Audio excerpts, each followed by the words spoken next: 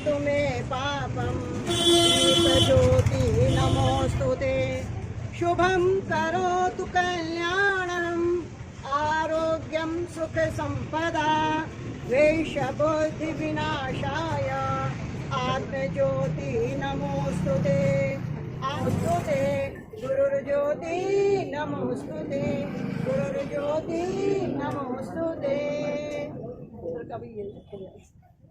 आगे प्लीज जुगल ज्योति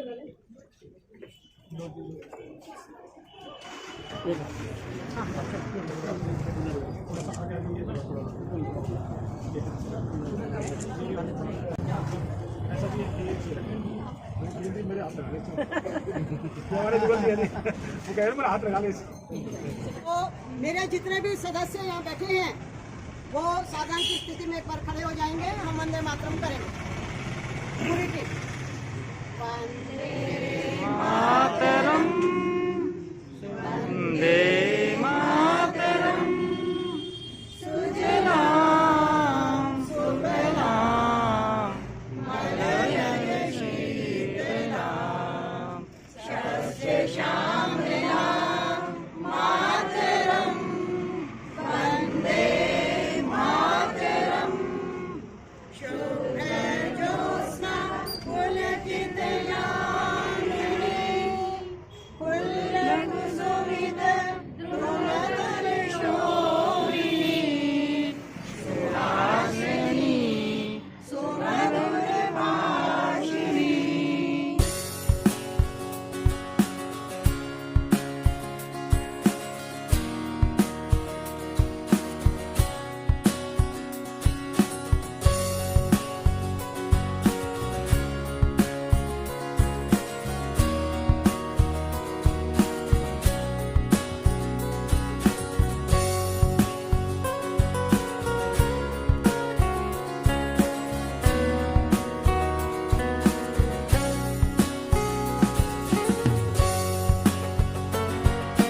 प्रविंदर जी जो कि पूर्व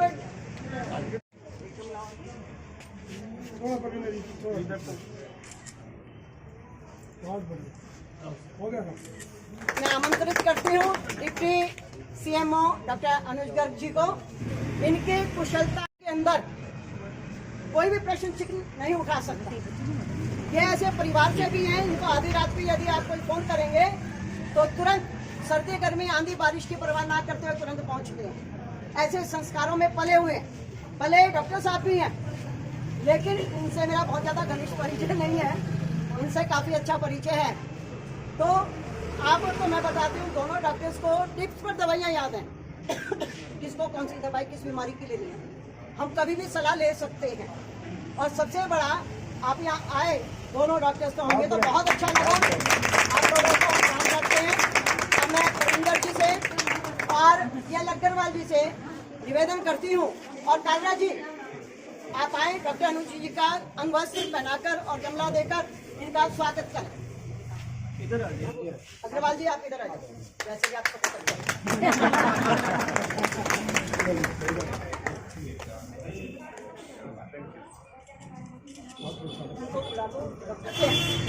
और इसलिए हमारे इनसे परिचय भी हुआ।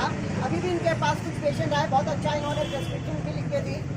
आपका यहाँ पर स्वागत है और इनको अंग वस्त्र और पौधा जो गमले में लगा बड़ा शानदार तरीके से मैं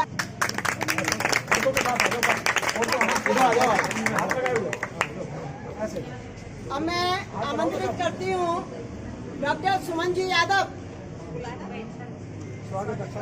डॉक्टर सुमन जी दीजिएगा आप सर, आइए यहाँ।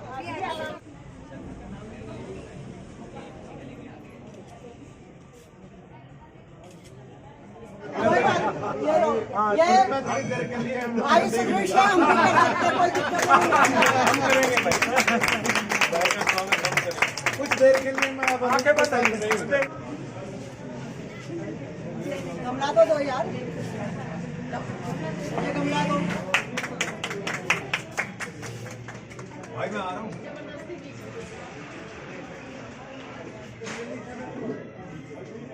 शर्मा जी मैं यहाँ हूँ। ओके सर, दिख रहा है सर, दिख रहा है। नमस्कार, मैं अरविंद चंदन और आप देख रहे हैं उज्ज्वल इंडिया न्यूज़ लाइव। आज मैं जो कि कल्पना चावला शाखा गुरुग्राम में एक स्वास्थ्य शिविर का आयोजन हो रहा है, उस आयोजन में मुख्य अतिथि डॉक्टर वीरेंद्र यादव जी जो कि सिविल सर्जन गुरुग्राम मौजूद हैं और उन्होंने यहाँ पे आकर सारा यहाँ का व्यवस्था देखा और उन्होंने बहुत इस शाखा को प्रोत्साहित किया कि इस तरह का प्रोग्राम रेगुलर हो। तो हम डॉक्टर साहब से बात करते हैं कि सर इस प्रोग्राम को आपको देख के कैसा यहाँ लगा और कार्यक्रम के बारे में सर से जानेंगे। Thank you. सबसे पहले तो कल्पना चावला जो संस्था है उनके लिए अगर मैं बात करूं और भारत विकास परिषद के साथ और सबसे बड़ा उसके साथ साथ कुसुम जी का और कटारिया साहब परमिंदर जी जो हमारे पूर्व डिप्टी मेयर हैं, बाकी सभी साथियों का नाम लेना संभव नहीं है, इसलिए एक तो आप सबका धन्यवाद। आपने एक ऐसा आयोजन किया और एक ऐसी पावन जयंती के दिन ये किया जो मैं ये समझता हूँ कि शायद ऐसे आयोजन बार बार होने चाहिए, क्योंकि सरकार के लेवल पे संभव नहीं हो पाता कि हम हर क्षेत्र में या हर जिसको कहना चाहिए ना गली कूचे तक हम पहुंच पाएं। तो ऐसी जगह पर आप लोगों के सहयोग के साथ साथ जैसे डॉक्टर नरेंद्र यादव और उनकी वाइफ जो हैं, ऐसे भी कोई जो साथी हमारा सहयोग करना चाहें या IMA के, और हमारा पर्पज़ एक ही है, जैसा भी हमारे मुख्यमंत्री जी ने भी स्वास्थ्य सर्वेक्षण एक योजना लॉन्च की है, तो हम यही चाहते हैं कि कुल मिलाकर पूरे हरियाणा के निवासी, चाहे वो अंत्योदय परिवार हो या संपन्न परिवार हो, सभी का एटलीस्ट एक जांच और परीक्षण हो जाए और हर एक का डेटा हमारे पास अवेलेबल हो।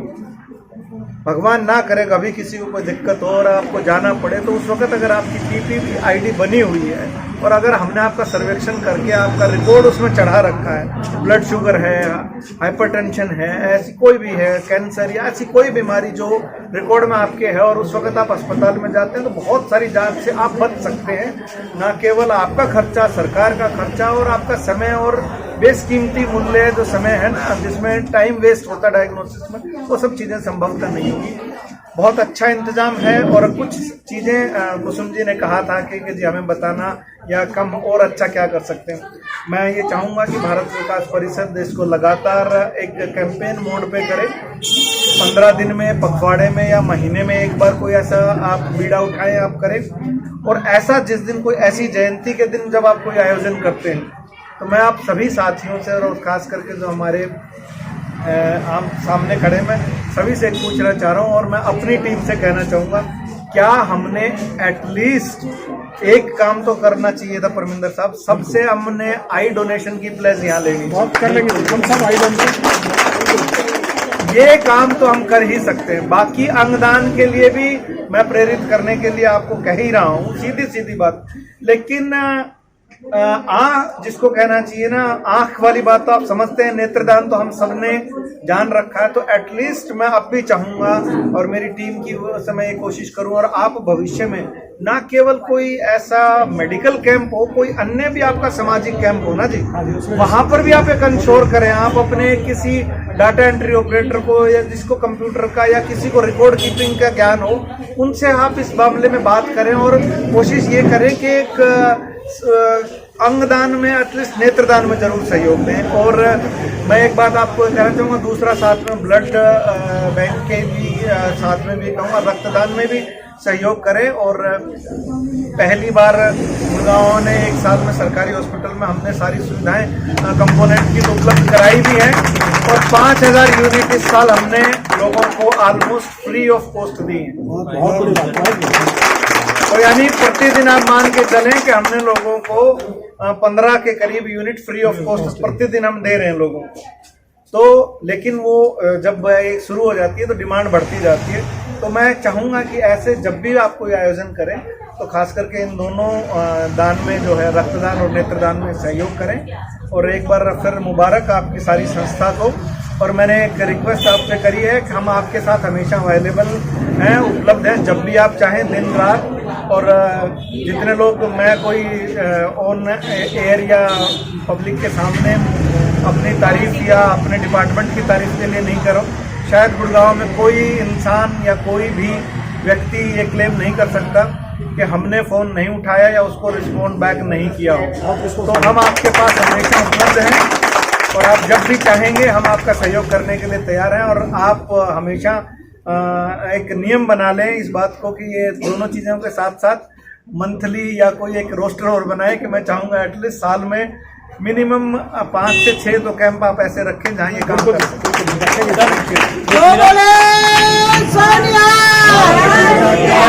मेरा सवाल है कि कई कंट्री में सर देखा जाए तो कोरोना पैनिक हो चुका है, तो उसके लिए हमारे भारत सरकार की भी गवर्नमेंट तैयारियां कर रही है। तो हमारा गुरुग्राम के बारे में भी हम कुछ लोगों को मैसेज आपके द्वारा देना चाहते हैं कि कैसे अभी से ही बचाव के लिए। सबसे पहली बात तो ये है कि आप पैनिक ना करें। मैं आज 29 तारीख तक या 28 तारीख तक की मैं बात करूं, क्योंकि आज की रिपोर्ट कल में आएगी, तो 28 तारीख तक की ही मैं बात करता हूं, 29 की बजाय।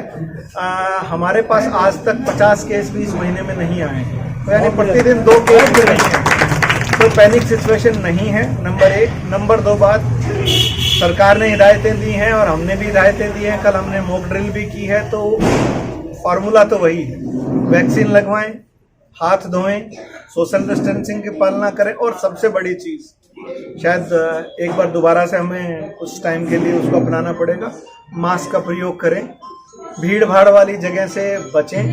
नए साल का फंक्शन हो या शादी के फंक्शन हो, थोड़ा सा उसमें सोशल डिस्टेंसिंग के साथ साथ मास्क का उपयोग करें। और सभी से एक अनुरोध है कि कुछ समय के लिए, क्योंकि अब ठंड भी है, ट्रैवलिंग से परहेज करें, चाहे वो डोमेस्टिक हो और इंटरनेशनल ट्रैवलिंग अवॉइड करें। बाकी आपको मैं एश्योरेंस देता हूं, जैसा पिछले 3 साल में रहा है, अभी तक गुड़गांव में सबसे ज़्यादा टेस्टिंग पूरे इंडिया में पर मिलियन में की है। गुड़गांव ने वैक्सीनेशन पूरे इंडिया में बेंगलोर के बाद दूसरे नंबर पर है पर मिलियन में। और सबसे बड़ी बात, मैं आपको एक बात बताऊं, हमसे बेहतर, ठीक है, 1079 ऑलमोस्ट 1100 भी अगर आप मान भी लें तो मैं मानता हूं मृत्यु हुई कि इसमें इतनी कम मृत्यु होने में और मृत्यु दर में इंडिया में हम सबसे कामयाब रहे। तो आप बेफिक्र रहें, हमारा पूरा तंत्र आपके साथ तैयार है और हम ऐसी अनहोनी जब तक संभव है हम उसको अवॉइड करें। हम आप लोगों से अपील कर रहे हैं और अनुरोध है कि मास्क पहनना शुरू करें। जो ही अगर ऊपर से कोई दिशा निर्देश आते हैं तो हो सकता है कि चलानिंग और ये अगर प्रयास करना पड़ा तो वो भी करेंगे। सर, एक और आपके द्वारा हमारे चैनल के माध्यम से मैसेज जाना चाहिए कि 3rd डोज जो है काफ़ी पेंडिंग हो चुकी है, तो उसके बारे में मैसेज आप हमारे चैनल के माध्यम से आप।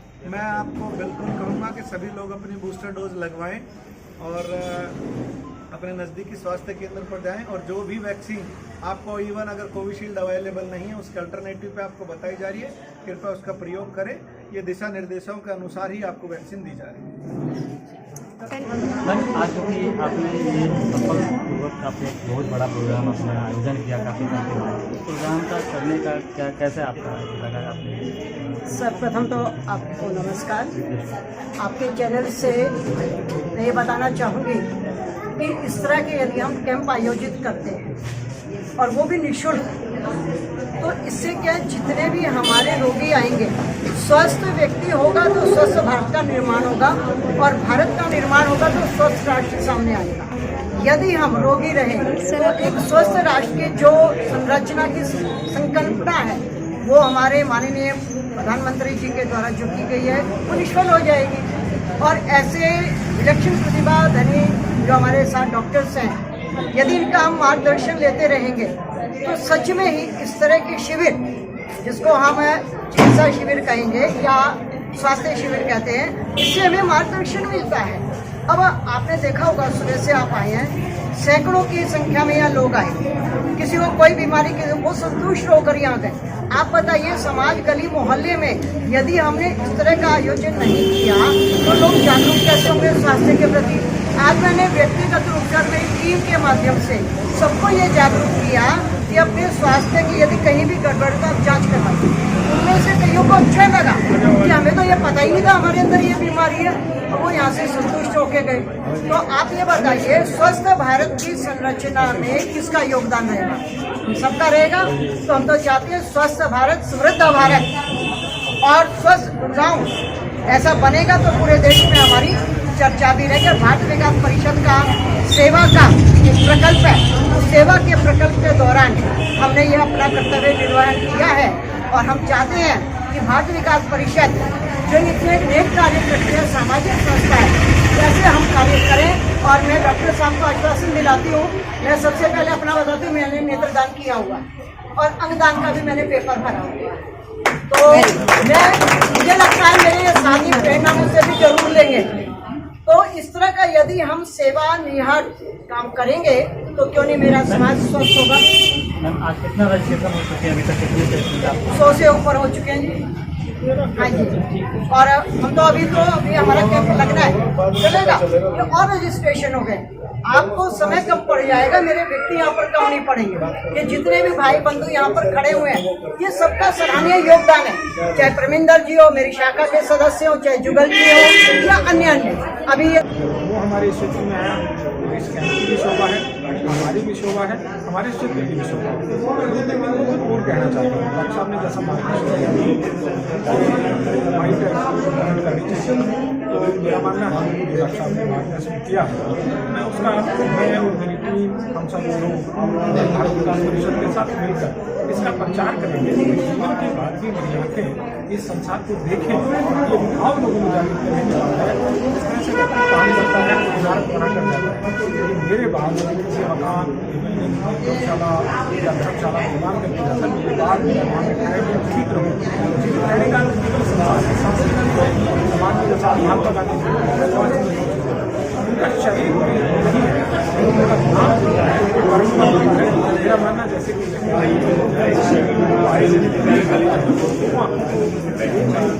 परिवार में मिलेगा। जब भी आँखें किसी को देख रही हैं, जब भी बच्चों की करेंगे, गंभीरता का विषय चिंतन करने की आवश्यकता है। ये दंड लेने की आवश्यकता है। डॉक्टर साहब ने कहा कि खून बनाने की जब आँखें देखी, जब सब आँखें देखना तब तक आँखें के माध्यम ऐसा भाव जाने करने के बाद है कि हम किसी का आटा डालने पर दान मिल सकता है। हम किसी के चेहरे की मुस्कुराहट पर अगर हम अच्छा उसका स्वागत करते हैं तो पुण्य माना जाता है।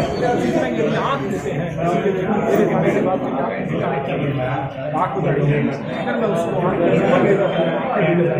ये बड़ा गहराई से दोबारा चिंतन की आवश्यकता है। समाज में जन जागरूक मेरा मानना है केवल जागरूक काम का जागरूक मेरा मानना